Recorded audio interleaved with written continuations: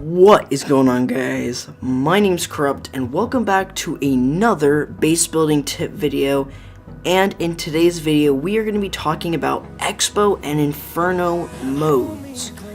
These two are probably something that has still been debated, but this is very important. I see a lot of people where they just put ground Expos, or some people just put all air and ground. It depends on the base. And with this, I'm going to be showing off a few of these types of ways you can use air and ground Expos, or even a ground Expo. Usually, I'm going to be talking about Expos first. Ground Expos should only be used one. Only one should be used, and it should only be used to stop a queen walk. Notice how on this base you have it right near that queen. You want to make sure that's near the queen. It doesn't have to be in the same compartment, but it needs to be near the queen. Now also you have the king, which is right here. He's also going to help defend the queen walk as well. But the main point is the ground Expo. Notice how I did actually copy a base design, but I copied a part of it to show you guys some really good things about this one, and just tried to design it a little bit. And with this one, notice how much there is to stop the queen walk, and then the Expo can just constantly fire at her. So that is one way to use this one. You also see a air and ground Expo. This is out of range of that queen walk. You really don't want air and ground to be targeting the queen, since they really don't do a whole heck of a lot, unlike ground Expos. But it allows your Expos to hit anything else that isn't high HP, and usually they take it out pretty efficiently. Next, we're going to be taking a look at a air Expo compartment, and this one, as I said, usually you kind of want something like this, maybe having some storages up front or something else, but you usually have this sort of compartment. It's usually good to have them where they can hit on the outside, so they can hit really loons a little bit faster, or witches or skeletons, since they do pretty good amount of DPS and they're able to take out those skeletons pretty quickly. So that's a good way, and we're going to see another one on another base, on a full base design. But we're going to be taking a look at the single target Inferno. Now if you're asking about the multi-targets, I'll just show you that a little bit later. The single target Inferno, in my eyes, are an interesting one because they were never really meta until they nerfed multi-targets. So now, as you can see with this one, this is in a sort of similar compartment that you saw in the previous, like for the multi, except it's a little bit smaller. So basically now it has around the same range as a multi, as where a multi would reach. But if you count the tiles from the wall here to the Inferno, it's 5 tiles, which means a queen will not target that. Now, another thing that I like about using singles is having them near air defenses. I cannot stress this enough. They should always be near air defenses. They 100% should. I have some cannons in these 10x5 compartments. Really, it's mainly to help where basically you can't just wall break straight in. You have to wall break one of those compartments just to get the Inferno, which basically means you're going to have to be forced to use a freeze or something else.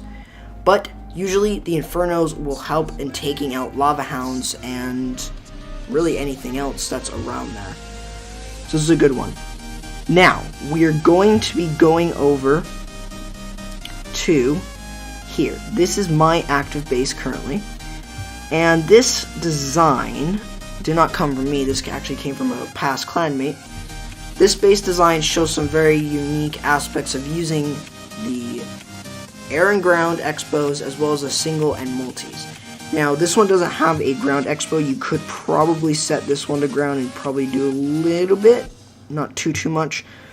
Maybe even setting this one, that one would probably be the better one to set, but I digress. We're going to be checking out, though, another single compartment, and you can make this into a multi-compartment if you really wanted to. But usually with singles, You really want them to be touching the outside, and notice how there's that Tesla farm.